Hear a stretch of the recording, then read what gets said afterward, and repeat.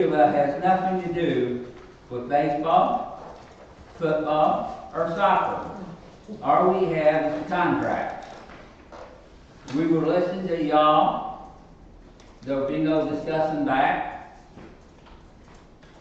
We will be enforcing the 2-minute rule on citizen participation. I'm pretty sure that's all I have to say right now. All right? No roll call first, isn't it?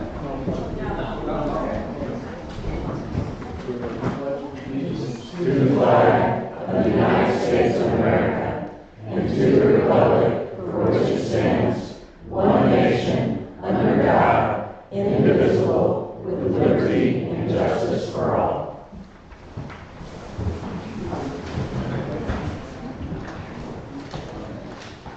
Roll call. Purcell. Here. Mustange. Here. Mortimer. Here. Hugan.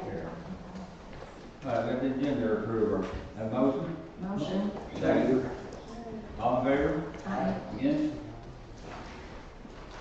Citizen participation. Go ahead, Dan. Thank you, Mr. Mayor. For the record, my name is Dan Henson. I live at 505 Kidwell Drive here in Cuba. Bear with me because I wrote this down. I'm trying to keep this under the 2-minute limit here. First of all, I'd like to thank you for the opportunity to speak. Mr. Mayor, can you hear me? Yeah, go ahead. Okay. There's an issue I'd like to bring to the forefront and get addressed. It's been brought to my attention that you and some of your aldermen have allegedly had meetings outside of these walls to discuss city limits. There are clear and concise rules governing that, put forth by the state of Missouri, codes for fourth-class cities. To make matters worse, you now allegedly claim to have the votes to revisit and overturn a previous council vote, which, as I recall, gave unanimous consent to a sports program here in the city to make improvements to the city property on their dime. They asked for one thing, a means to irrigate the grass fields they were willing to improve. This alleged meeting was brought up by an appointed alderman by your choice and has a clear axe to grind stemming from some type of personal issue. This is the very type of alderman that we as citizens hope we never encounter as they choose to use their platform to enact vengeance. Then to put icing on the cake, you acted in such a manner that opens the city up for legal action, which is exactly what your city attorney warned us not to do in a completely different issue we wanted support on from the city. You've been in office for right around a year. As the city struggles with its spending crisis and you went out and bought a $450,000 piece of furniture planted in Temple Creek. I'm positive you're going to hang your hopes of re-election on that alone. But trust me when I say this, Mr. Mayor. If you try to pull what I think you're trying to pull on two upstanding pillars of this community, I will stop at nothing to unseat you from Cuba politics. Up to and including running for mayor in the next election cycle you're up on. Did you get out of time? That's up to you to take care of that. Time's out. So I won't respond to that. That's all I have. I am going to respond to this one. No, I don't want you to make any exceptions for me, Mr. Mayor. You have plenty of people who want to talk. You are mistaken. Okay, Dan? One is, we were talking about vending trucks in the soccer field. I spoke wrong. I meant we're going to vote on the parking. I said revote, which I was wrong. I didn't mean revote. We were just talking about the parking and stuff. I was not talking about revoting on the soccer field. So I want to make myself plain there. Okay? I hope you're correct. Revote, and we were talking about the parking. I hope you were correct. And I even told Noel that a couple days ago. So you were wrong, and I never had a meeting there to start with. I'm sorry? I never met. Ray and Rick called me out to talk about soccer. And Right. I support soccer 100%. And you're telling me that you didn't have a meeting involving the soccer program? Is that what you're trying to tell me? That's what I want to say. This is participation, you can't do this banter. There was no. I was taught to go out there, Okay. but I'm done, but you were mistaken. Yeah, you're done. Attorney. This is why we should not have, Okay, it's not debate, There's it's space, citizen not participation. Why do you speak Anybody out else? to some and not everyone that goes up there? It shouldn't be, okay? By the city ordinances, citizen participation is to be limited to 2 minutes. It is to be whatever the citizen wants to bring to the mayor and to be spoken to the mayor. So there should not be But you just said responses. you choose to speak to him. but And then there should other not be people should not. responses. Okay, it should just be citizen participation directed one way, and then we keep moving along. I tried to quell that, by the way. all right, next, anybody have citizen statement? Okay, come on up, girl. Okay.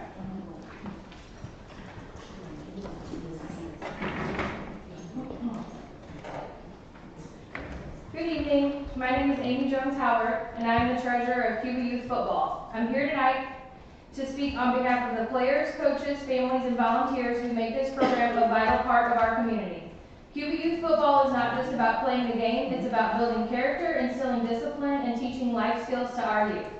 This year, our program served 137 players in our spring flag football league, 30 players in fall flag football, and 63 players in fall tackle. That's a significant number of kids involved in something that keeps them engaged, active, and connected to their peers. Beyond the numbers, it's about the impact these programs have on the future of our children. We understand that the financial aspects of the program have raised some concerns. Let me address this directly. After an extensive investigation conducted by Detective Mike Santucci of Cuba PD, there has been no misappropriation of funds or theft related to Cuba Youth Football. Detective Santucci's thorough review confirms accountabilities for all funds. Should there be any further questions regarding the financials, I encourage you to reach out to Detective Santucci for clarification. In response to community concerns to provide greater confidence in our financial practices, we've implemented an improved system for financial record keeping to create full transparency as requested. We are committed to ensuring that every dollar is properly managed and that all financial activities are clearly accessible for review. This year, our program sponsored 13 players, 10 players for tackle and 3 for flag. This demonstrates our commitment to making sure that no child is left behind due to financial constraints. Additionally, we had 13 unpaid tackle players and 12 unpaid flag players. These figures underscore the dedication we have to ensuring every child has the opportunity to play, regardless of their financial situation. We are also proud to announce that we were able to purchase brand new jerseys for our tackle players this year. In addition to the jerseys, 7 helmets, 6 sets of chest pads, and 6 pairs of pants were added into the rotation for tackle. These improvements are a testament to our commitment for providing a better program, better experience for our young athletes. Right. Moving. Is that it? Sorry. That's okay. Thanks. You're welcome. Thank you. All right, anyone else? Jackie? Well, I was gonna talk tonight about giving up control in Tangle Creek in order to get money instead. I was gonna chastise you for giving up the future right to build in the park building that future citizens might want. And I was going to tell you that your actions would probably not affect those of us who are living today, but will undoubtedly affect those who affect generations to come. And I was going to tell you that someday you would reach out your cold dead hands and interfere with what future generations think of your park. But guess what? I'm too late. And so are you guys. Because it turns out the previous administration was just as inconsiderate of the rights of the future generations as the people who were pushing this grant. Turns out in the 70s, Cuba did exactly what you are doing now and gave up control of the park to build it as we see fit. So since control is now a moot point, I'd like to talk money. Some of you are calling the grant funds free money. No such thing as free money. Adults in the room know that. Free money invariably comes with expensive strings. In this case, matching funds, which means if we get a grant for $500,000, we have to pony up $500,000 out of Cuba's pockets. I think the people of Cuba should know where this money is going to come from before you apply for the grant. Actually, I think the people of Cuba should know where the money is going to come from before you vote on the grant. So Friday I asked the mayor where the matching funds would come from. His answer, I'm not worried about the money. Well, I am worried about the money, and many of the people here tonight share my concerns. So I'm going to ask you, Alderman, where will the money come from? When the guy who is spending the money is not worried about where it is coming from, maybe the people who are paying the bills should worry a little, like we the people. So remember, this is the mayor who already spent $400,000 on a single piece of playground equipment, and this is the mayor who committed Cuba to the McBride project at an unknown cost, but estimated anywhere from $1 to $5 million, depending on who you ask. I respectfully request that each of you consider Cuba's financial condition when deciding how you will vote on this grant, and that each of you find out before you vote where the money will come from. Thank you. Thank you, Jackie. Anybody else? I will. Go ahead, girl. Amy, you're on the actual agenda for later also. So do I need to address You what? asked to be placed on the agenda, so you can either do it now for 2 minutes, Nope, or you I do can. have a spot on here later. I just want to make sure, like, if I'm addressing somebody personally, that I can get out whatever that is as well. But I can wait and get all my questions answered during my time. Anyone else? Yeah, I guess me. I'm Ashley Wells, I'm on the park board. I just want to state for the record that I do not fully support the grant that is being discussed. I don't feel like it's the best option for the city. I don't feel like it's the best option for the taxpayers or the kids. It wasn't really fully discussed with the Board of Parks and Recreation, so I feel like the process and all of it just needs to be revisited, and I don't support it. So, Thank you. thank you. Anybody else? Do you want me to talk now, or do you want me to talk during the Parks and Rec? Right now. Okay. Because it's two separate things, so I'm not going to be talking as a Parks and Rec president, I'll talk as a citizen. A couple things have been brought to my attention as well about the fire hydrant for the soccer program being on hold. You know, at the last council meeting, when Noel and Amy talked about the fields, and they were going to put $10,000 to $15,000 into those fields, the fire hydrant was a necessity. Additionally, for fires and safety hazards, when you have the derbies going on and you have fair going on and all those other things, you should want to have that. Should be a necessity for public safety. But now all of a sudden, when I'm hearing about food trucks and all this, now we're putting that on hold. When we have public, and I'm told it's public spending, and we're worried about $1,000 and that's on hold. Why on earth would we not put something like that for fire safety and for the seal fields when somebody's donating $15,000 into the fields? That's ridiculous. Can't discuss it right now because we're just here to hear you, but I'm we discussed it. not asking for during the discussion, meeting. these are statements, I don't need forms Okay, out. okay. You know, secondly, you know, there's a lot of things that are going on that Dan and I were scrutinized over, have a public forum of open town hall meetings, and then I'm hearing there's other things going on inside our conversations with programs, and we're told to stay out of it because the city has no business, but then I'm told the city's in the business of it. Just seems a little hypocrisy to me, that's all. That's all I gotta say about that.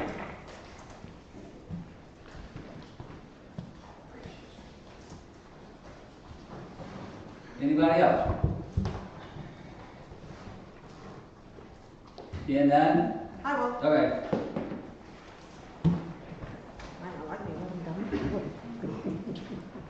I'm Karina Rice, I've been a resident for a long time, I live over at 501 Pine. And I just actually want to say thank you, because my grandkids absolutely love the park. They love the pool, and I think that the pickleball thing is great, regardless of money. Let me tell you, it's going to keep people healthy, and we need health. Our people need health, our kids need something to do. And yes, we have Hood Park, and it's fantastic as well. The soccer program is fantastic, the football program is fantastic, the baseball program is fantastic. But our kids need something to do, and if we keep saying, oh, we can't do this, or we can't do that, or we can't do this, remember, we might be gone one day, and our kids still have to have something to do, and our grandkids need something to do. And if they don't have anything to do, they'll be in trouble, and they'll be seeing bug all the time. Thank you. Anyone else? Yeah, no one else. I want to thank y'all for your concern, for coming. I really am very interested in everything y'all that's bugging on you. But I just want to thank y'all for everything. So thanks for showing up. Okay, moving on. There's the regular minutes of September 15, 2025. Have a motion to approve. Motion. Second. All in favor? Aye. Again? Has that discussed the minutes of September 15, 2025? Have a motion to approve. Second. Second. All in favor? Aye. Again? Special minutes of September 20, 2025. Motion approved. Motion. Second. Second. All in favor? Aye. Again?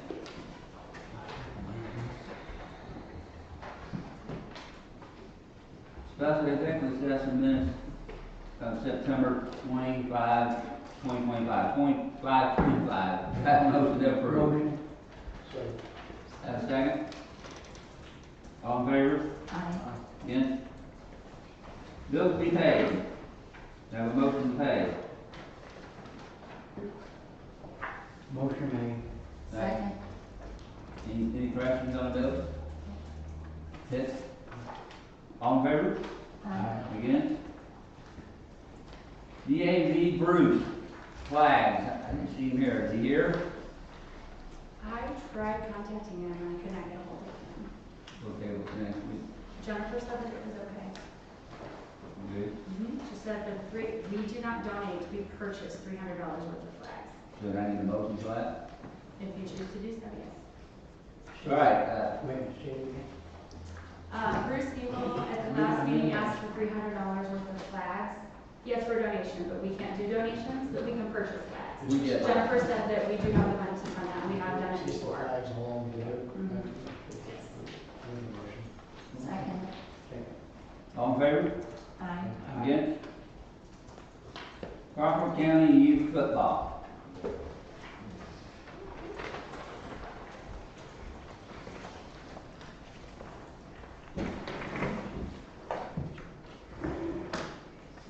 Good evening, Mayor Copeland and members of the City Council. My name is Sierra Kitchen, and I'm here tonight on behalf of Crawford County Youth Football, a brand new program built from love, hope, and a shared belief in what our kids deserve. Over the past several weeks, parents, coaches, and volunteers have come together with one goal: to create something our children and community can be proud of. We've put our hearts into building a program centered on safety, integrity, and opportunity, where every child, no matter their background or ability, has a place to belong. This isn't just about football, it's about teaching life lessons, teamwork, discipline, and respect, and giving our youth positive examples to look up to.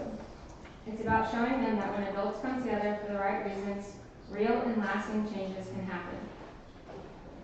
The packet I'm presenting tonight includes our bylaws, safety and abuse prevention policies, conflict of interest policy, and our new park use contract proposal. It also includes a formal insurance bid, which provides the necessary coverage for our players, coaches, volunteers, board members, and events, ensuring the city, our board, and every participant are fully protected. Every document in this packet represents more than just paperwork. It represents our promise to do the things the right way. We love this community, and we love its children. We simply want to give them a safe, fair, and uplifting place to grow, one that reflects the pride, values, and heart of Crawford County. Thank you for your time and for giving us the opportunity to present this tonight. On behalf of every child who dreams of stepping onto that field, thank you for believing in them and in us. We're here tonight to request the approval of our proposed park use agreement to replace the existing contract in place, which appears to be invalid because it names Cuba Youth Football League, which was dissolved in 2011. Well, this comes in place because we're gonna look at all contracts, baseball, football, and soccer, catching everything up to 2025. We can't make a decision tonight because I'd like for our attorney to look at these contracts. See where I'm coming from? Mhm. But we are gonna bring all these contracts up to 2025.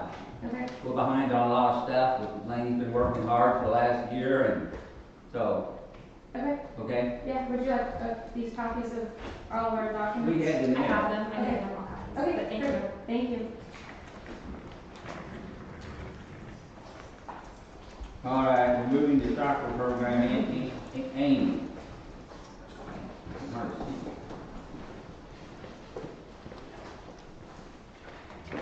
Okay, for those of you who I don't know all of you guys here tonight. My name is Amy Hendricks, and my husband and I run the soccer program. We've been running it for the last 15 years. When we took it over 15 years ago, there was about 112 kids.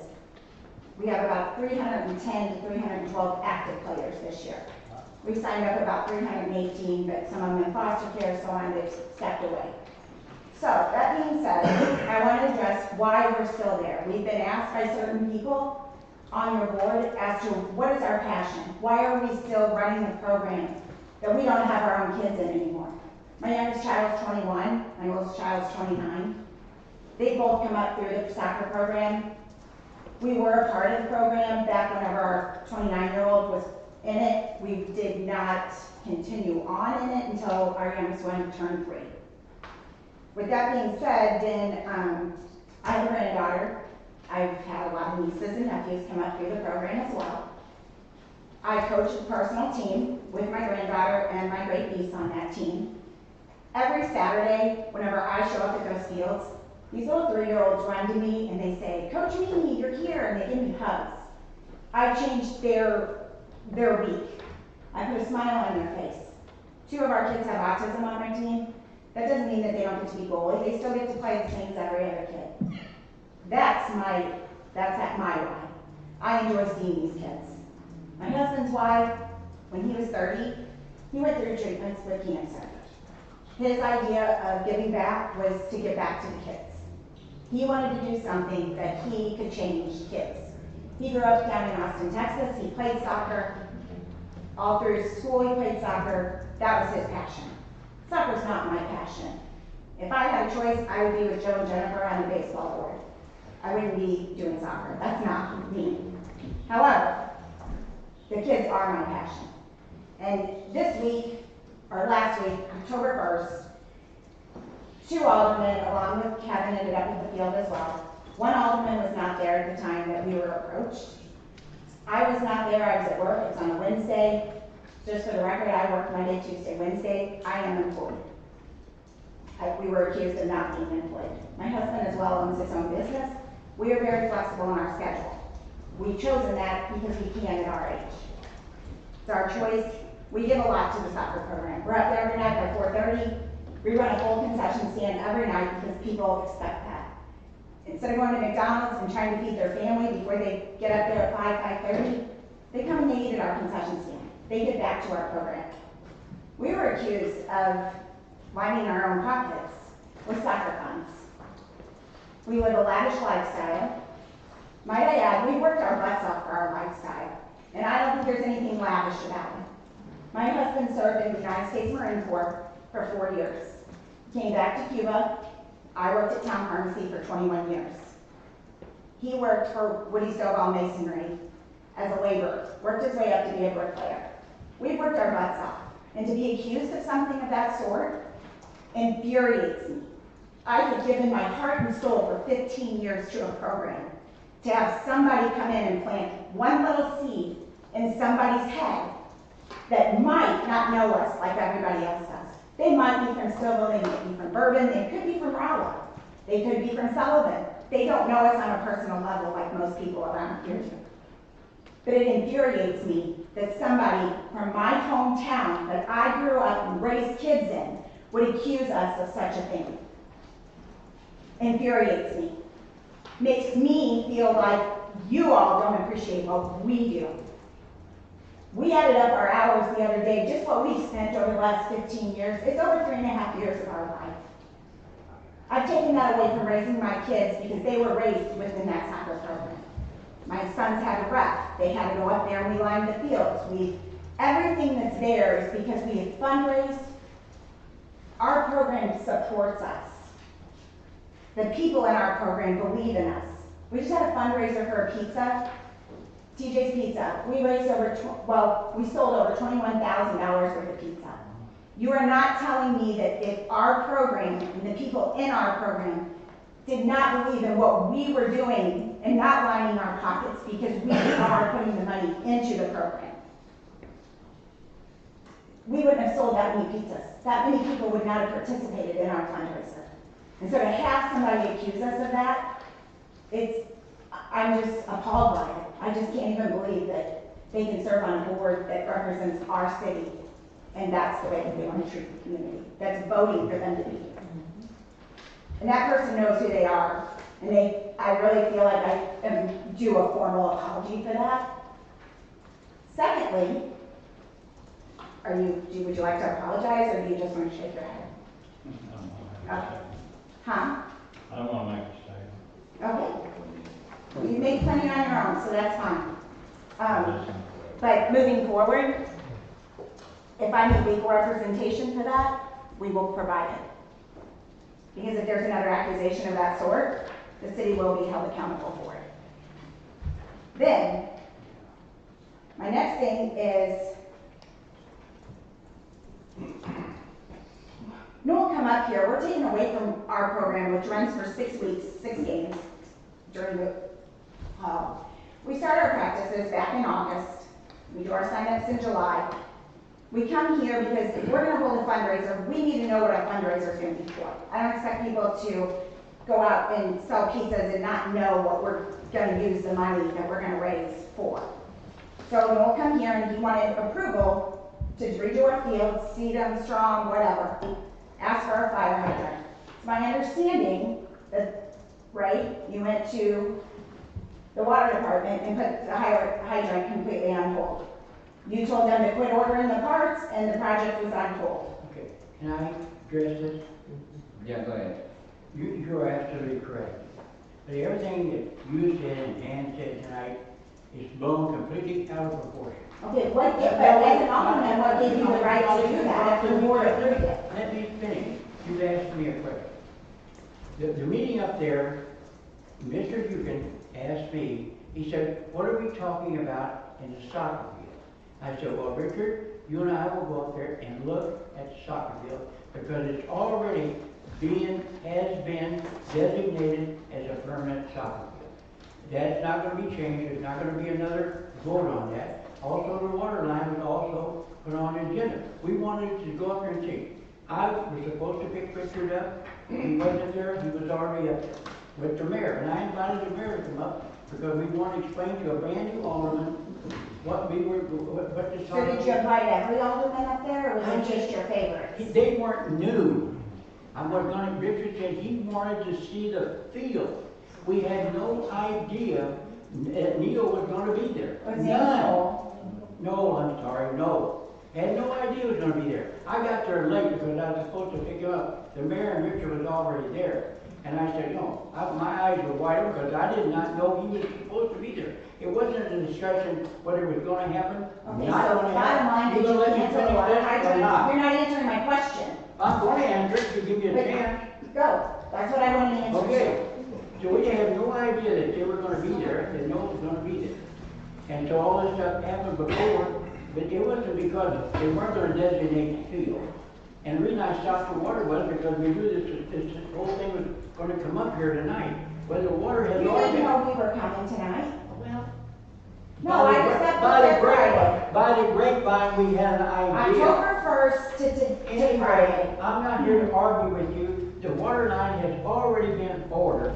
It's going to be put in, and so is the fire plug. Nothing has changed except the atmosphere of the people. Okay, So whether you're up here arguing for something that, number one, is you did I'm not. not arguing, I just wanted to know that. You did not know the situation Okay, at the right, beginning. okay. That's enough. Okay, I'm so done. let me get this straight.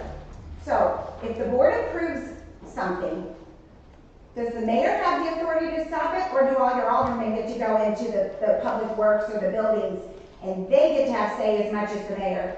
Because I'm under the impression The mayor. that they should probably leave the city workers alone and it should all come The through mayor. you. So The why mayor. did he, and I'm not asking you, I'm asking the mayor. I don't, Why did he go to that department and cancel something that the city had already voted on? What gave him that right? that's what I asked Ray. Now, I did go ahead and tell Delaney the order that he couldn't stop it. So it has been done, okay? But you're in charge of this. I didn't know nothing about it until Delaney told me, hey, he stopped it. I said, you can't stop it. Ain't that right, Delaney? So I told Delaney to order it. Because I knew you guys were So on. what's the reprimanding for him? Does he still get to go to these guys and tell them he's gonna override what you say until you go back there? Ray knows he can't. It's just. But he did it, and you're not doing anything to stop it. I said. I've already talked to him. It can't happen again, and he knows it. But there's nothing really, that, we'd have to talk to our attorney about that, okay? I just said, I will not sign the purchase order. But as soon as I found out, But it was I approved, signed so it. what did you need to sign? It's a procedure.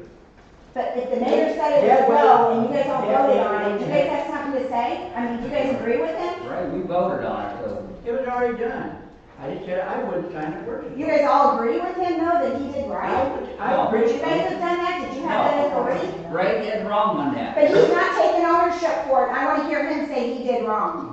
That's what I want to Fair hear. enough, I think Ray But said he's that. not saying it. You're fighting it for him. I did wrong. Does that help you? Yeah, that helps me a whole lot, because I want to make sure that that fire hydrant is there. Nothing has changed.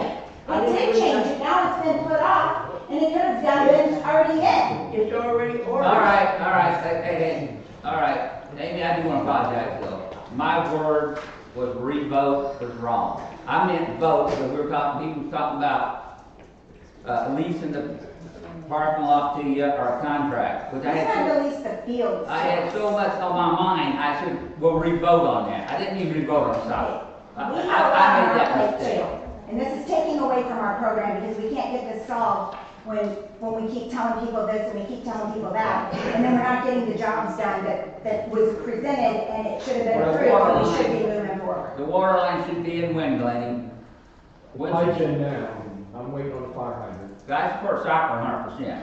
because it's. Before you, I was vice president as well, and back to go on to you all. I know what you're going through. You're doing an awesome job. I mean,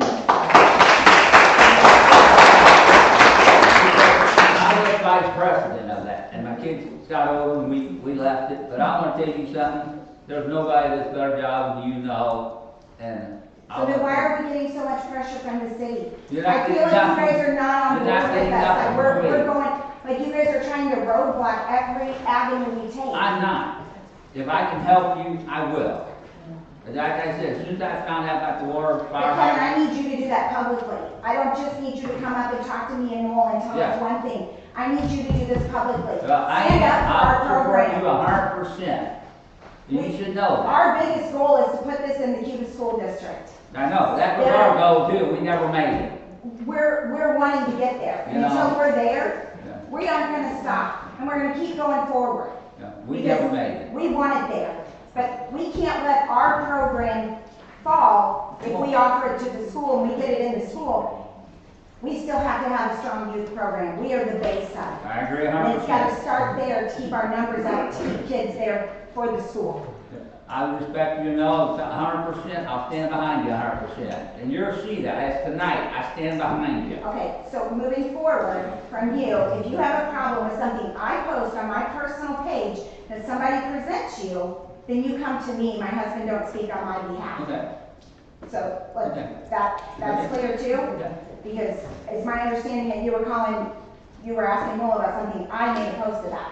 I did. I am very passionate about it, and like I said, there was a seed planted, and I mean, that could have affected even Noel's business.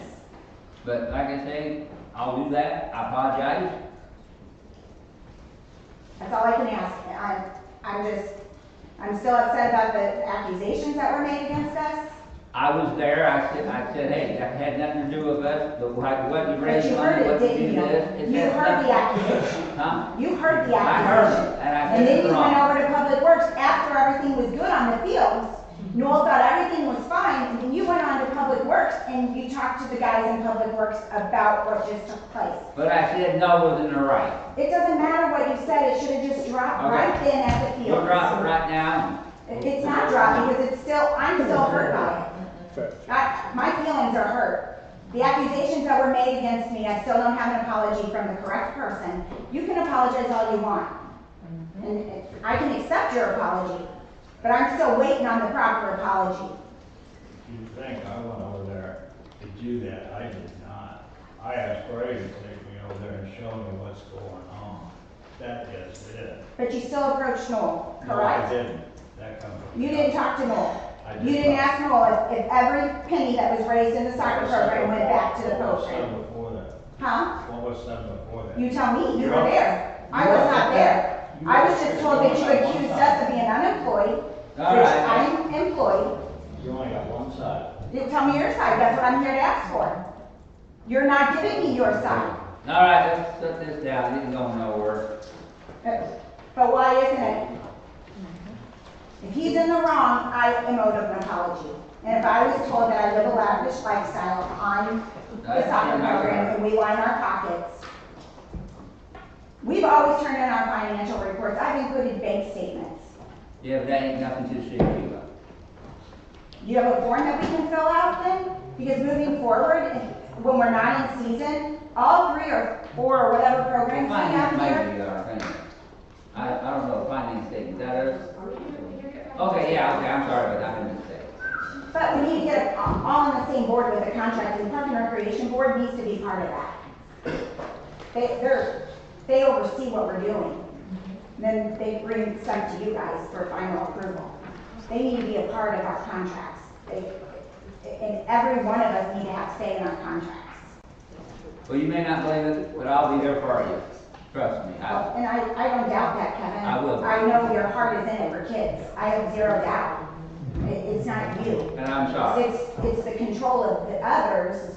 I mean, we just were told by 2 people shaking their heads that they didn't agree, that they wouldn't have done that. Yeah, but I am the mayor and the council, what council does affect, people look at blah, blah, blah at me.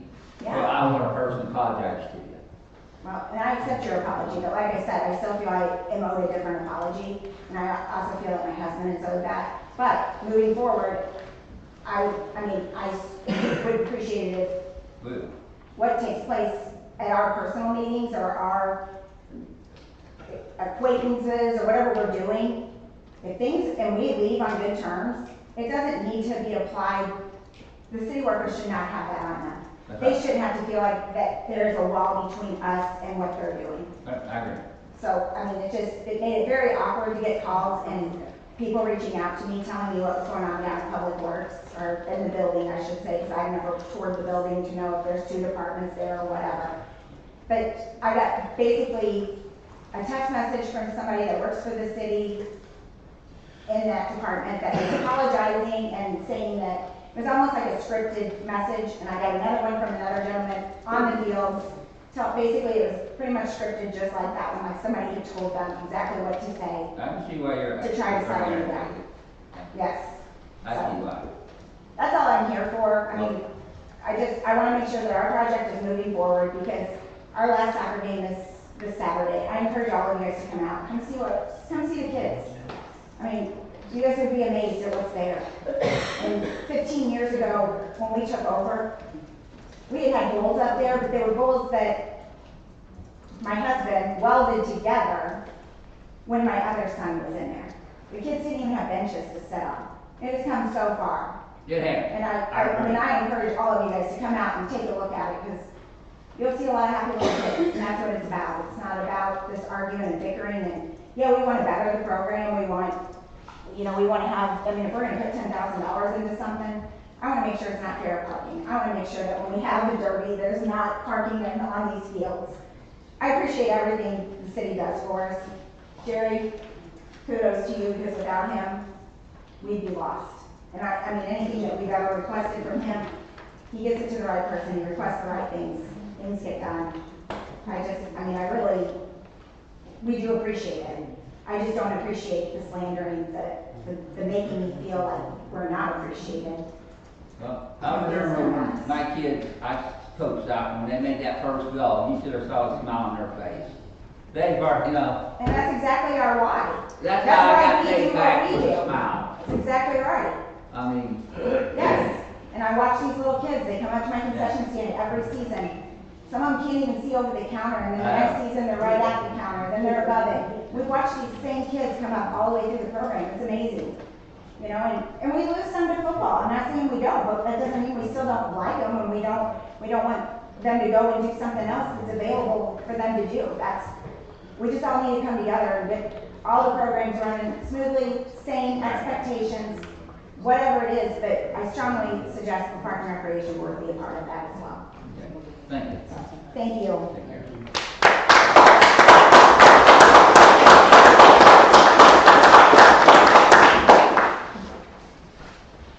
All right. Can I skip number 8, go to number 9? Can we combine them? Can I combine them? We forgot to amend. Can we combine number 8 and number 9? Okay. We will combine them. I need a motion to combine them. All right. We're going to talk about number 9, Tangle Creek Park, the LWC grant. That's next cost. Cameron?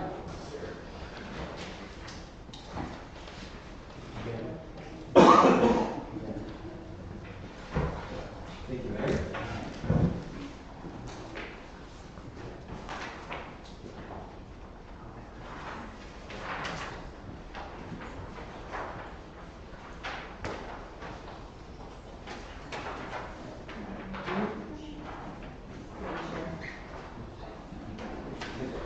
Yes, sir.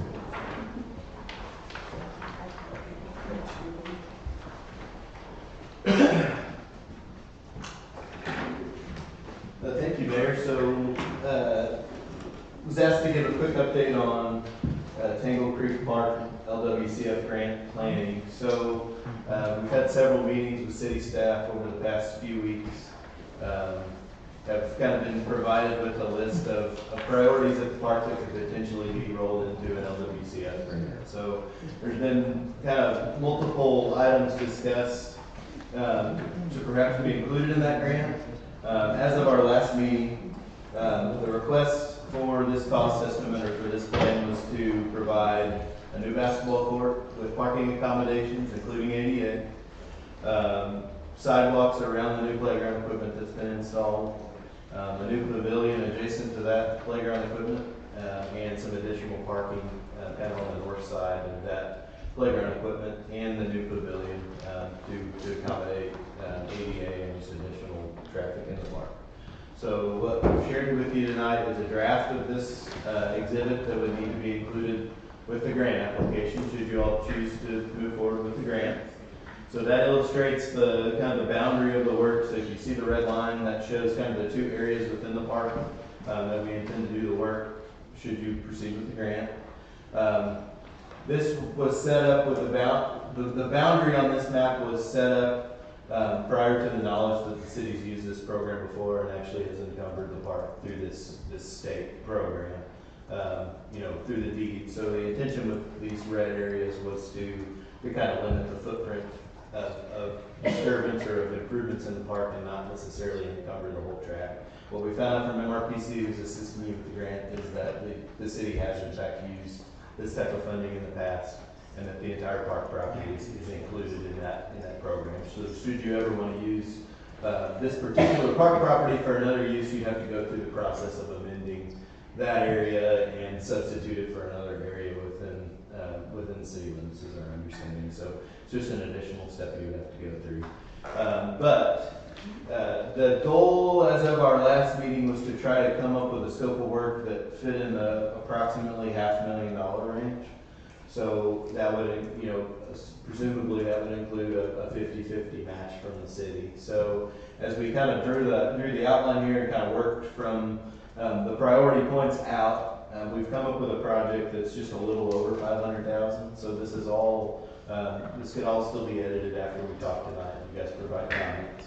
But basically, the improvements that we're showing on this map now, if you include the site work, the construction work, and the planning work, you're at $544,000 total. That's a preliminary cost estimate. So basically, that would require a 50% match from the city in the order of about $272,000. That can be in the form of in-kind work, so that could be work that city forces would perform, and that could also be cash. And donations can count toward that, although we don't have any donations that have been firmed up to the point of being included in the grant application at this time. So what I was asked to do, I met with Jennifer yesterday, kind of reviewed some financials, asked to split the in-kind work that the city forces could perhaps do from the actual cash match. Just from a council review standpoint. So as this estimate sits today, we're looking at about $75,000 worth of work that the city could do with their own forces and that would leave about $177,000 in cash that the council would have to basically approve or be willing to commit themselves to should you pursue the grant and accept the grant if you're successful. And I have some copies of this as well. I think this should be emailed out in your packet today. Happy to answer any questions. We can make any modifications to this. This grant application is due in November. MRPC is assisting the city with the application. They asked that we, try to have a few weeks so they can work on the final application documents. But between now and end of October, I think ideally they're asking for the budget to be approved, for that letter of commitment and the resolution to be approved, and ultimately, for approval of the documents that go with the packet. So I guess with that, are there any questions from kind of engineering standpoint or any of the project scope that anyone has questions on as to how we've arrived at this particular? You say our cost would be $177,000 cash or something, right? That's where we landed today. That was a review with Jennifer yesterday. So basically, the city could commit to about $75,000 worth of labor and equipment, and then the rest of that. And that could be street department, perhaps a little bit of the parks department. It's probably heavier on the street department.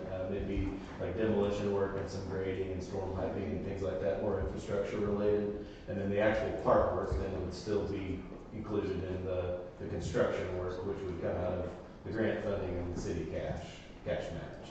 And if the city of Cuba would apply for that grant, what year would it, would the city get it if we get it? So I think these funds would be for 2027. You would find out sometime in early 2026 whether you were successful. But I think the actual authority to use the grant funds, if I understood MRPC correctly, would be in the year 2027. So this program is different than others that actually, before the state funding, I guess, is fully locked in and approved, they request applications and review and kind of pre-approve them. So these applications would go in November. You'd find out sometime in the first half of the year if you were successful, and then I think the project itself wouldn't actually take place construction-wise until 2027. This is why we filed some paperwork for, what was that, 501, 503? 501C was,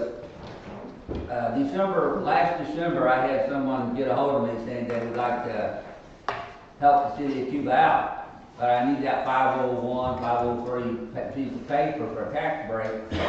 This person, I don't think he'd get mad if I said this, he likes to give $250,000. And he likes to do good projects. So I haven't really been saying a whole lot how we're going to try to prove it, how we're not, until we get the plan, because I had to have a plan. I'm listening to everything he's telling me to do. He's telling me to get this, get a plan, go out and ask for people to donate. Maybe the bank wants to donate. We don't really know what this is actually going to cost us, but we do know 177 now. So if we get any donations or whatever. No, we don't. We know 272,000. Huh? We only know 272,000. But in-house, he's fair. No. The only guarantee in this whole thing is that we will spend 270. Okay, let's say 277. We still got 27, we got to show we can afford it. We have capital improvement, park tax money, whatever. But I believe with people donating, and if I can get this donor to come in, I believe we can pull this off.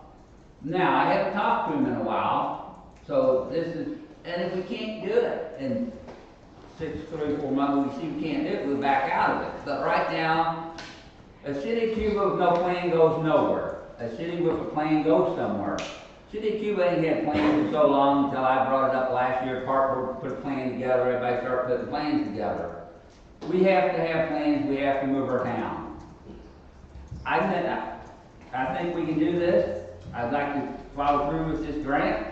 It's only, like you say, 200-something thousand. If we gotta do it ourselves, I believe we can do that for the citizens and kids and grandkids, communities. We get the kids off the couch. All the kids want to do is sit around the couch and play Nintendo. Let's get them off. Let's get them exercise. Let's give them something to do. We always said this. We'll bring something in for the kids. But we never did until we brought that big piece of playground equipment in. So that's all I have to say is I'd like to follow through in this grant. If we're talking about activities for the kids, then we're not talking about 2 gigantic parking lots, and we're not talking about the big.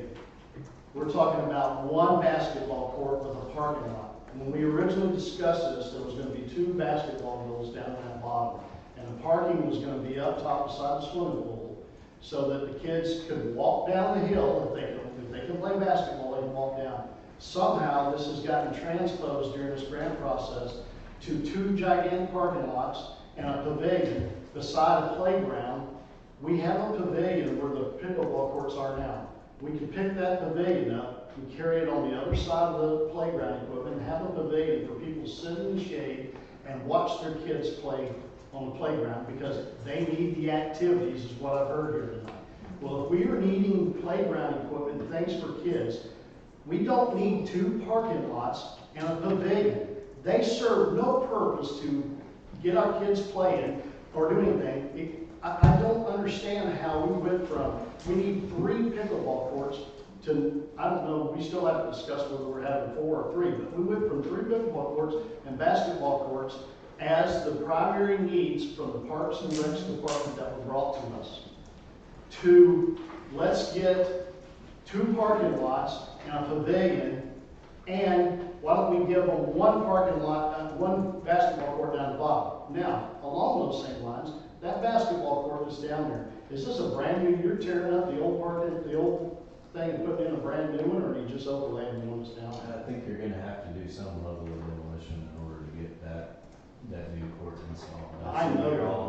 You're all new equipment, I mean, all new goals, you're basically, I mean, you're gonna utilize the grade that's there, but you're gonna start from scratch. You're an engineer, you know, we're sitting here talking about that basketball court. The thing that we talked about was putting the basketball court, doing away with the parking lot, putting the basketball court in the best location down there, which was where that existing parking lot is now. Now you're asking to move it to the far side, which will put it next to the creek, which is the more of the flood area, and then you're going to expand the small court that you can barely play basketball on the thing. Within a couple of years, that basketball court's probably going to look like the old one that's sitting there right now. For the life of me, and I don't mean to sound mean, but for the life of me, I cannot figure out how we ended up getting from 3 pickleball courts and 2 basketball courts to 4 pickleball courts, 2 parking lots, a pavilion, and 1 more parking lot, and give us a basketball court down by the creek. Our teenagers have nothing in this town to do. They need the basketball courts more than we need anything. Our parking right now at that pool, if you restripe that, the whole fenced area when you come in could be parking. There's no stripes on there right now for parking. There's no reason that can't be parking. The other parking, if the pickleball courts take off, how many people can play pickleball court at a time? They're not going to fill that whole parking lot up. There's no reason that we can't go back to the original and put the 2 basketball courts in, and that's all we need money for. We need to take this grant for the 2 basketball courts that the Parks and Rec department did their job and said we need 3 pickleball courts and 2 basketball courts. We do not need 2 more parking lots and a pavilion that get no kids participating in an activity. When you have to have adults with the kids, and the pavilion by the playground was for the adults that go with the kids and stuff. You can't just have something for the kids and not accommodate adults to go and watch them and stuff.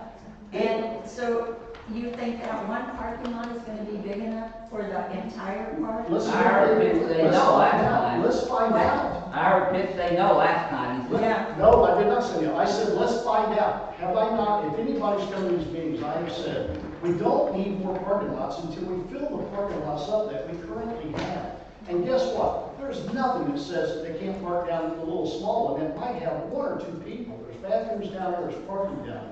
There's a dead-end street right there on the other side of the thing that can be used for parking. There is nothing. I'm all about budgets.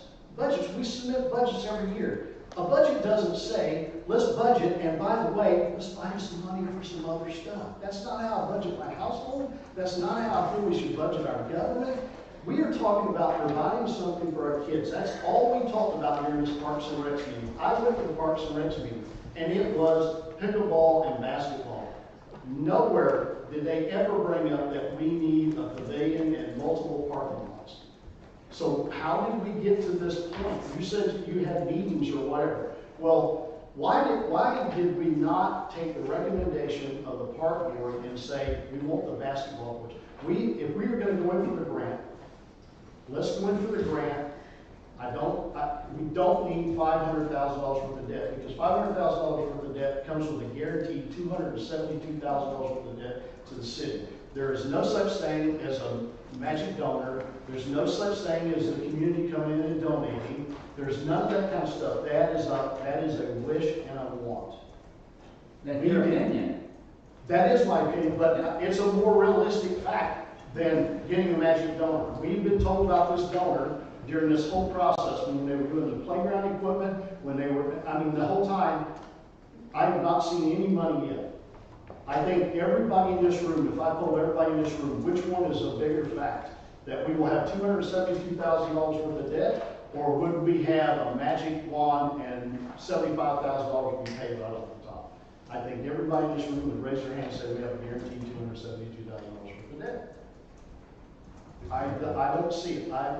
Now, couple that with the fact that you're talking about $75,000 worth of in-kind work or whatever.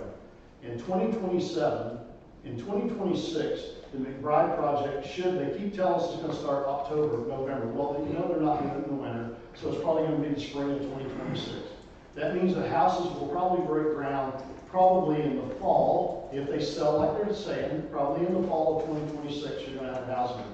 But the infrastructure projects that our water and our sewer and our electric guys are going to be doing is not going to allow them the opportunity to go over and cut out driveways, cut out walk trails, cut out sidewalks, cut out parking lots. Mr. Pitt, we're not talking about the bride, we're talking about playground right now. But it all We comes need to get together back to what we're talking about.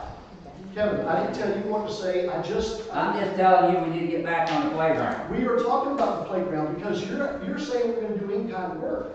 The in-kind work is going to be spent digging ditches and putting in roadworks and stuff like that. We're already projecting for that stuff. So I don't know. Okay, I spoke my piece. I just do not see how we went from 2 basketball goals and 3 pickleball courts to everything that is not going to have the children participating in an activity. Parking lots and pavilions do not provide anything for teenagers.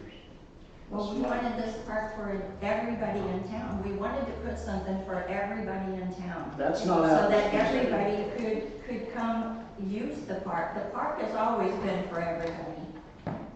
We have a parking lot, we have pickleball courts, we have seating, we have picnic tables, we have everything for the thing. The thing we don't have is anything for the teenagers. We have basketball right now. Have you seen that court? I see kids down there playing on it all the time. It's not very good, but they do play there, and this is a full-size court we're going to put in. There's also not pavilions in every other sporting event in town either. Right. We have a pavilion that can be moved over there. We got to move the pavilion. Do we not have to do that? No, so while we were able to come up the way the pickleball court project was bid, we were able to salvage. Our plans change every 4 months, Joyce.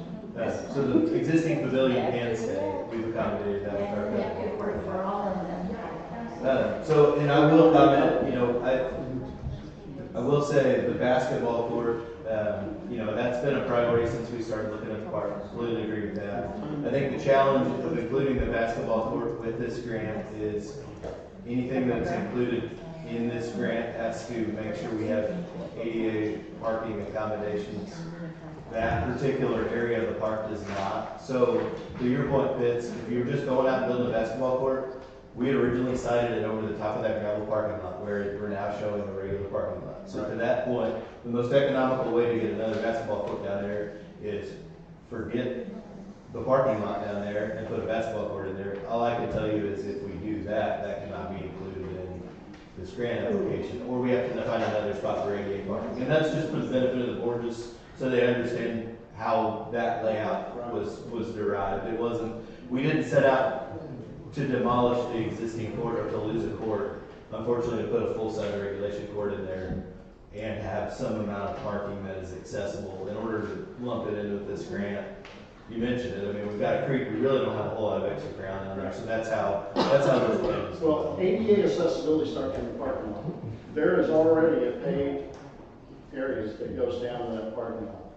So we can work a ADA parking spot and a ramp a whole lot cheaper than we can build a huge parking lot, 2 huge parking lots on the pavilion. Well, if you're gonna make it ADA accessible, then you have to, as a mom of handicapped kids of any kind and grandkids, you cannot get anywhere from the parking lot to the park itself. I know the ADA requirements, and I totally agree with you. All right, let's move on. Do we move on the grant or not? Do I have a motion? Can we have some discussion? We've had an hour discussing already. One thing, huh? Go ahead. Okay, I'll make a motion, we move on. Then we can discuss. Yeah. Okay. Okay. This cheaper, we have no idea where we're gonna get the grant. Exactly. We don't have any, we're trying for a grant. Where do we get the grant? There's 900,000 people trying for the same grant. We may not get it. Let's see if we get it first. We can always back down on it. And we're gonna be discussing this every meeting until it's gonna be changed 92 times, the way it's going now. And that was a good political speech. So 92 times, so it's just, we haven't got the grant. It's just even can get the grant. So is that impossible? Okay, I made a motion to go ahead with the grant, so. I have a second there. Vote council. Hurtsell? Yes. Hussein? Absolutely not. No. Woodmeyer? Yes. Given. All right, we moved on.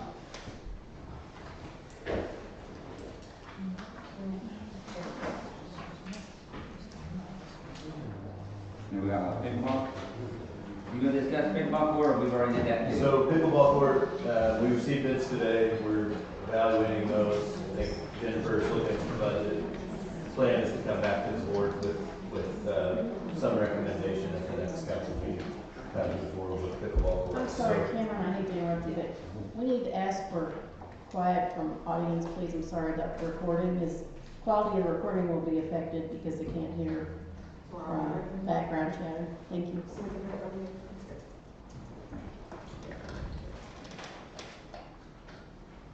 Okay, we're gonna move on to water project construction. So, quick update, wanted to brief the council on progress on the 2025 water project. So, if you remember, that project was awarded back in the summer. I think we had a pre-construction meeting in late July. The contractor is just mobilized on site this month, or this past week actually. Plans to start work tomorrow, I think, on the actual installation of the water line. So, that all seems to be taking shape. We talked about trying to have the project done by the end of this year. I think barring any crazy weather, that we should be on track there.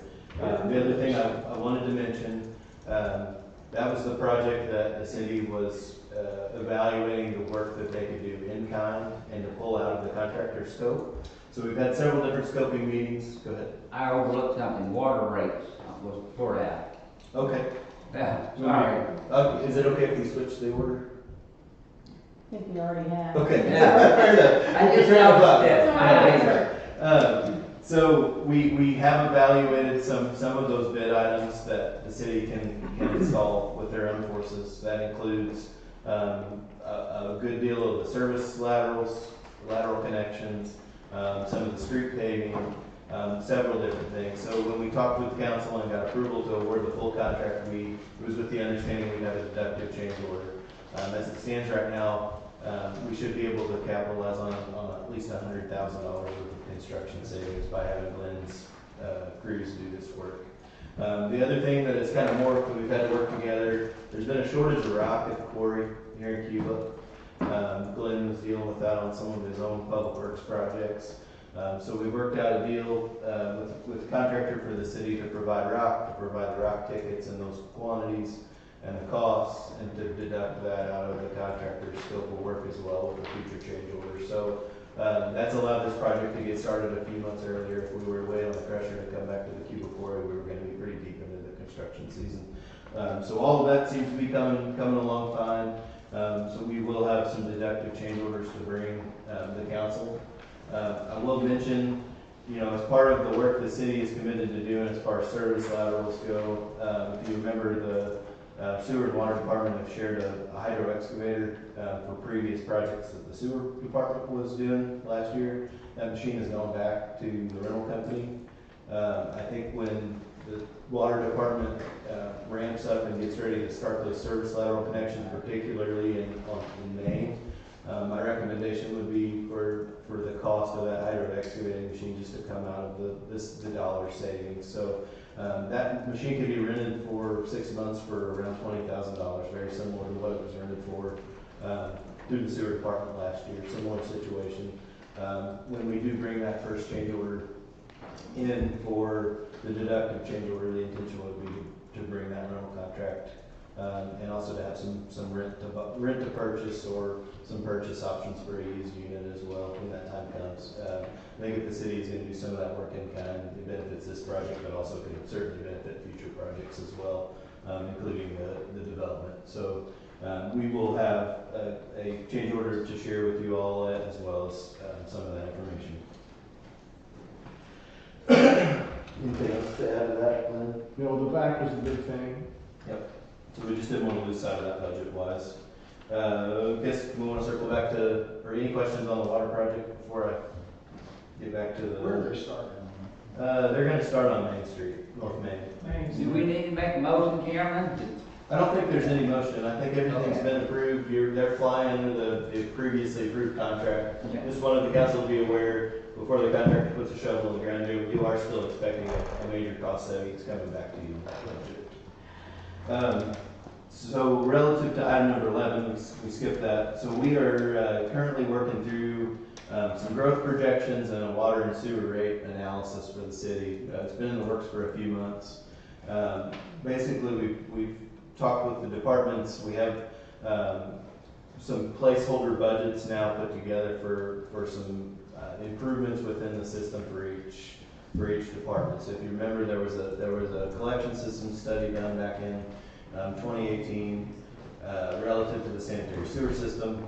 We've done some of that work, or the city's pursued some of that work the last 5 years. We still have kind of a placeholder budget in there for the remainder of that work.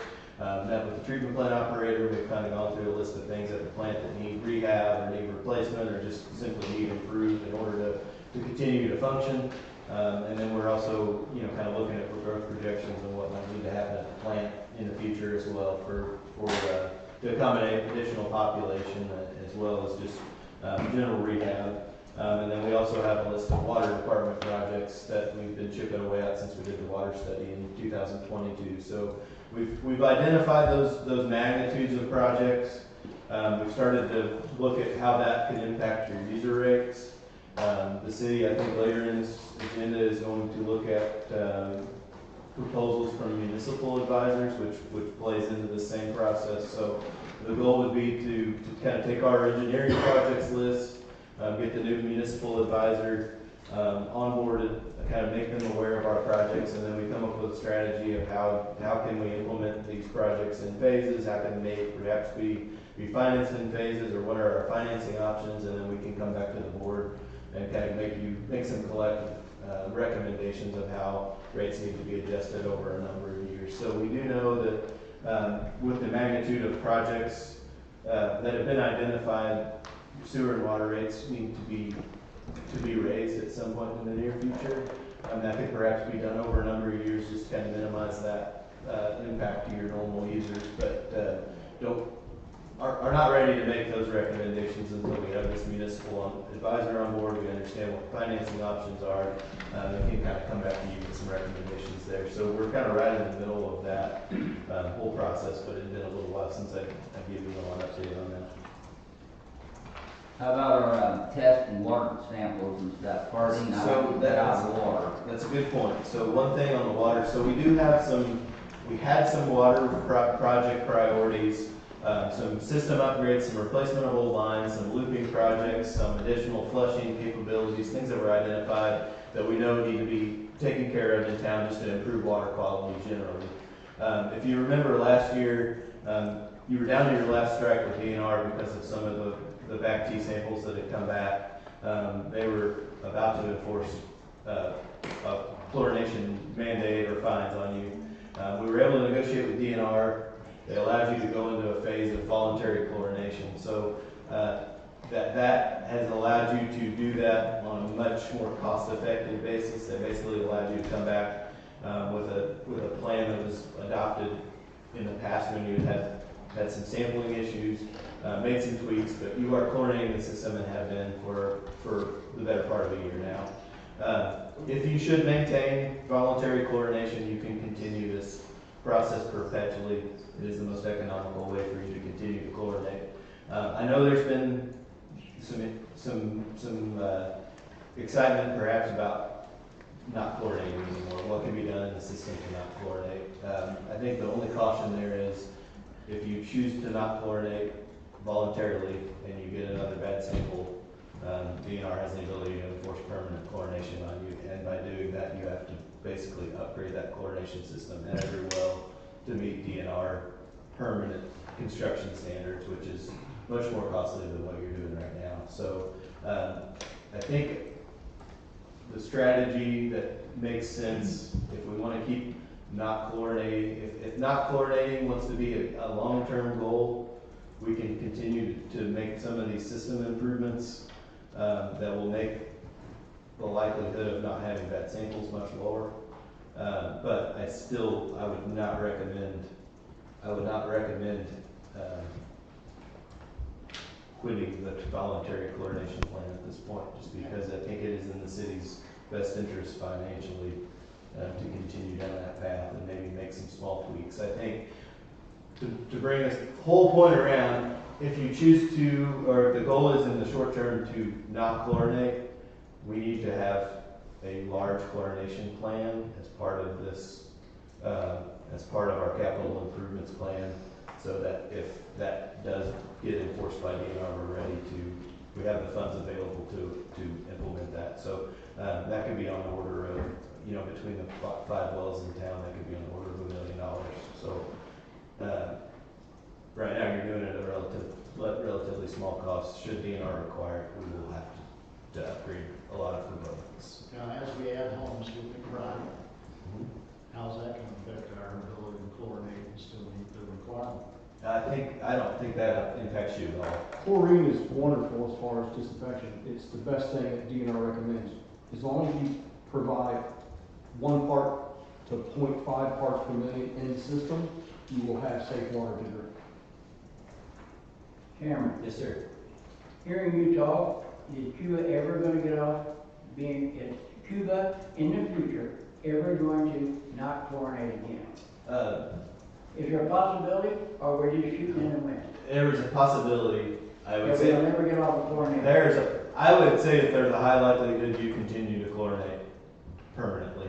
I think it was maybe misconstrued as that the voluntary was misconstrued as temporary, but really you have the best situation with DNR that you could possibly hope for based on the circumstances you're in. In other words, we volunteer forever. You can, if you choose to not chlorinate voluntarily, as soon as you get a bad sample, you're going to be forced to permanently chlorinate. So what you're telling me is the water hasn't changed. It's the way that we take our sample. It's not been, I'm not asking Lane. No, right now you're disinfecting with chlorine. So you do have some old lines in the ground that we're attempting to replace over time as part of the improvements plan. You have some dead ends that we're intending to loop and make some improvements to water quality. There's not a bit, Sure. I'm not butting in. And all of these improvements that we make, but the bottom line is we may never get off the It just doesn't guarantee that you're never going to get a bad sample. And that's where, having that many strikes against you up to that the point we got to last year where they were basically going to mandate that you go to permanent chlorination anyway. it doesn't put you in a good situation to restart the clock. Where- If you had never had bad samples, that's a different story. The interesting thing about it, you have a large system not to chlorinate. You're one of the last in the area that doesn't do it in a very large system. So credit to Glenn for being able to go on so long as an operator without having to chlorinate the system. It's just kind of an unfortunate reality. You get so many miles of pipe in the ground. It's That's just, what I wanna know. it's difficult not to have a bad sample every once in a while. You're in a spot where, you know, another bad sample tips you over the line. So it's just not a great situation to come off of. You answered my question. Yeah. So when people ask me, we're gonna possibly be on this forever. No matter what kind of improvements we make, what kind of adjustments, we still be on it. You're always gonna run the risk of, Yeah. if you come off having a bad If sample. we have another bad sample, we're on it, no matter what we like it or not. That's what I want to know. That's it, Mayor. That's what I want. Everything you got? I think so. Any other questions for me? Thank you very much. We have the Nursery Original Planning Commissioner, FY 25-26 membership dues. I don't know.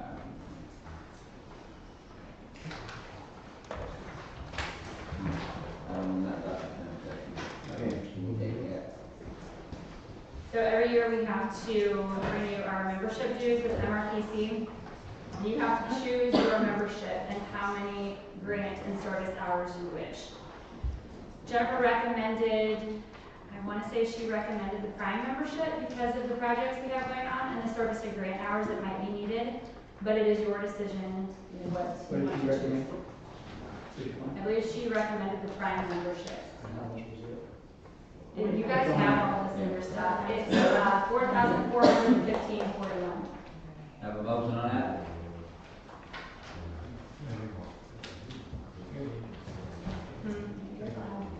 It's like this is the front of it.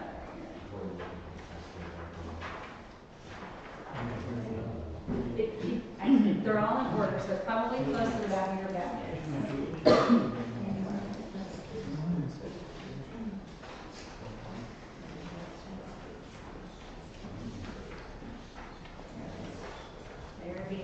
I'm like, I know, I make so many khakis and I never come up short. She recommended the Prime membership. To my understanding, she recommends the Prime membership because we will need the grant and service hours. So the basic, the cheapest one is 15 hours and the Prime is 27. The basic is 2,800 and the Prime is 4,415. Make a motion? Yeah, but we're gonna need it for the comprehensive plan too, so. Have a second? Make a motion. I'll second it. All in favor? Aye. Against? All right, going to the municipal advisor bid. That's Jennifer. There is a memo in your packets from Jennifer regarding the municipal advisor bids. I have all bids that you guys are welcome to come look at, and you can still look at. Here they are. They look very entertaining. Which one did Jennifer recommend? Can you read it to us? I mean, I don't make such a terrible lot. It's not. Can you read it to us, please? She can put in your notes on there. A lot of them are not going to give you direct amounts. If you would like to look through these, please be my guest. I will come look for them. We're not gonna vote on it tonight, right? That's up to you. How would we know which one to vote on? Off of her, See it. she's giving you her recommendation off of her review. Cameron, did you help her, did you review these also, or no? I did not review them. I did discuss them with her, but I did not review them. Okay. But So she went through them and she has, I believe, a recommendation on here, but this does not have to be voted on today if you want to look through these. I think we should look through them. I would too. I agree. We have a local here too, number 2 is local. Yeah, but Jennifer knows more about this than we do, and Jennifer already went through that, she probably picked out the best one. It's okay, she said it does not have to be voted on tonight, she's not here to answer questions. Well, So okay, if you want to look at them, Let's please wait it. do. Let's wait it and Let's bring get them more here. information. But I don't know if this is the local, and they didn't, I mean, they had the opportunity to submit one, and I don't believe that they Women did. James is here. And that's it. this done? So let's just pass that to next time, I can have a special meeting. We'll just table it. Till next meeting? Yeah, for next meeting. Electric Department transformer approach. Andy? There was, Sorry, guys, there was some confusion on transformer bids. It was kind of a confusing bid list I gave her. I normally have a really nice little spreadsheet that shows you all the, yeah, I didn't understand these. I was like, sorry. Yeah. Here you go. Basically, I'm just gonna tell you to go with the cheapest one, which is brand new transformers. I had highlighted what was the cheapest at the time, which was rebuilds. And I'll show all of you guys. But these were rebuilds. They were the cheapest ones at the time, but then they, Cape Electric had come through with they didn't know if they were gonna get bid in time. And they did, and brand new transformers are actually the cheapest ones of the group. So I would like to go with these. Right, the cheapest one. Okay. Would you like to look at it? I'm gonna go right. Maybe like look at it. So I'll make a motion. So the cheapest one is Cape Electric, so. Second. Can we make a motion? I agree. And you seconded? What is it now?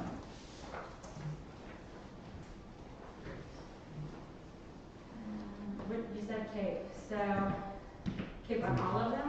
All of them are the cheapest. So we did more than one thing, but Cape came in on the cheapest starting date. So 25 kVA single phase pad. That's fine. Yeah, you don't want the list? Yeah.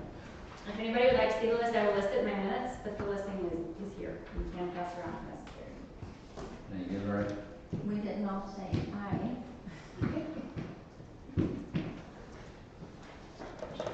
We have a motion and a second. All in favor? Aye. Yes. All right, Andy. All right, and this next bid is, we have a 2500 kVA three-phase pad mount in our shop. It was a Marble transformer. It went bad. We had one in stock, thankfully. Got it replaced, but that was our only one, and I need this one replaced. Or fixed, sorry, fixed. And then I have a 300 kVA three-phase pad mount that over the spring it got ruined by lightning. It was when Dollar Tree transformer.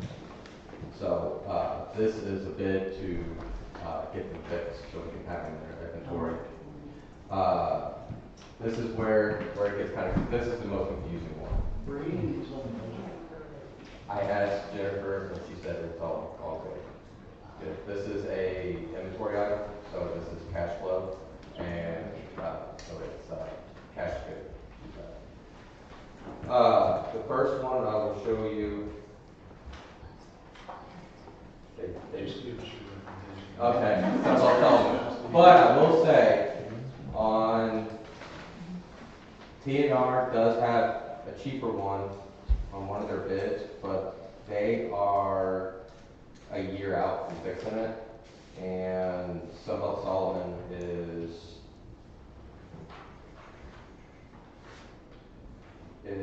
10 to 11 weeks out, and they are $9,000 more than TNR on the 2500 kVA transformer. I suggest going with the Sunbelt Solomon one. They're cheaper on the 300 kVA. They're $9,000 more on the 2500 kVA. If that is. But they can get it back to us quicker. But they can get it back to us quicker. And I trust Sunbelt Solomon. I don't know this company hardly. I've heard good and bad things about it. Okay, I'll make a motion that we go with this Sunbelt Solomon. Second. All in favor? Yes. That it, Andy? That is it. Oh no, that's not it. Sorry. Sorry. I've been talking with Cameron a little bit. I'm not going to throw figure money out there because I can't do that yet. But I do want to kind of get your approval on starting the process of it. A lot of our reclosures in town have never had a system coordination study done. It is in our very best interest to get one done. We get a lot of squirrels. We're a rural area. We get a lot of squirrels to get up there in the cutouts, transformers, all that stuff. Normally, when something like that happens, squirrel takes out a fuse, it's not supposed to blink the whole circuit. Take it up, all the way off and come back on. If you have a system coordination study done, it will help minimize those blinks, because you're gonna have every single time a squirrel flips the fuse on transformer, it's not blinking the whole circuit and driving you crazy.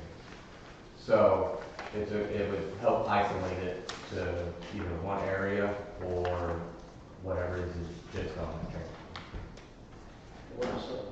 So, can I say the number, or?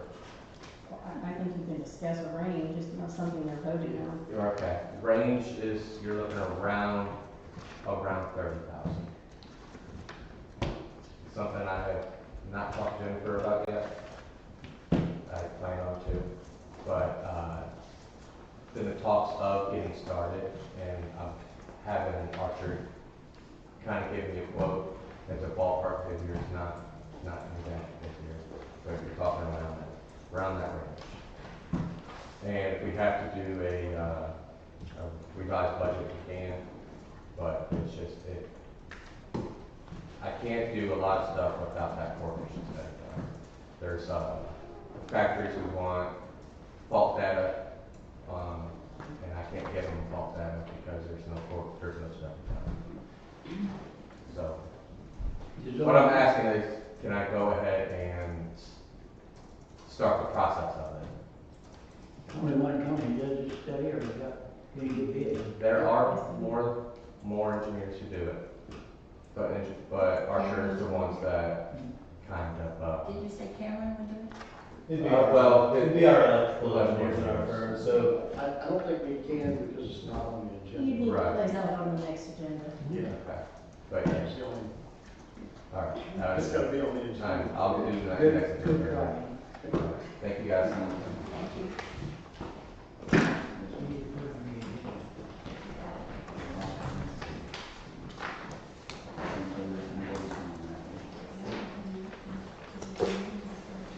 All right, the next is Park and Rec. Y'all have any recommendations, or? Actually, I have a few things I'd like to discuss.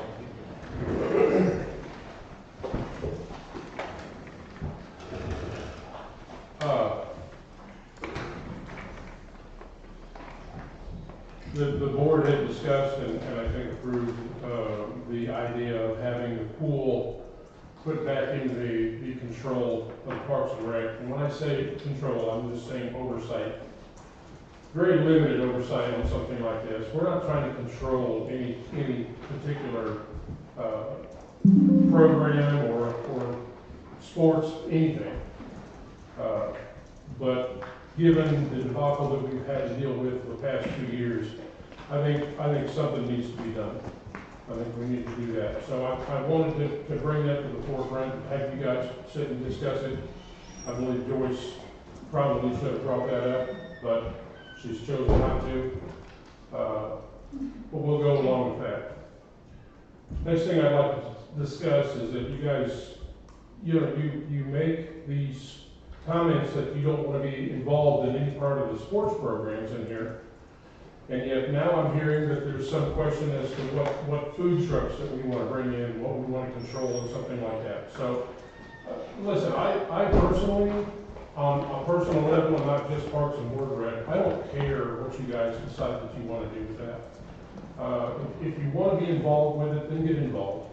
But if you don't, then let's not try to get involved and tell people who they can and can't have as far as vendors goes at their sports events. It's that simple. Okay? What did you have? So I did some research on how the operations, because we've been told for numerous years now that we've been stonewalled, honestly, that Parks and Rec Board do not operate in a liaison facility. That is completely false. If you look at Rolla, Owensville, Sullivan, Washington, your Parks and Rec Board committee is the oversight of your pool, with your pool manager, your parks, with your programming, your recreational programs, which would be ball, soccer, football, baseball. We would be the liaison facilities that would navigate that. And from what I've watched tonight, I'm concerned. There's no oversight of anything anywhere. And for some reason, you guys don't utilize your, if we're a city park and rec board. I don't understand it. We're so worried about control that we have lost control as a city. I mean, look what's happened here tonight. That should be concerning. I'm concerned as your park board president. Why on earth would we not have your park and rec board be your oversight fact finding of natural fact, neutral fact finding to present to the council of any issues that arise? It's appropriate. What's not appropriate is what's happening, in my opinion. Okay? So when I look at all your surrounding, even farther the tri-state area, up in the city, your Parks and Rec Board is over all these things. This city is the only one that tells your Park and Rec Board that it's not. Show me one that's not. Show me one. I've asked this for numerous times. I mean, it's not that we would be over any employees. It's not that we would be over the programs itself. They would, if they had a problem and something's not working at the park, within the ball programs, they report it to us. We filter it out. If it's something we can handle at local level, we do. Like if it's a toilet needs fixed, we can contact Jerry. Or if it's something that's a bigger problem, we filter it out to you guys, you know, for recommendations of bids. But what's happening is things are going so disarray that nothing's getting done. We have been trying, and you're right, kids,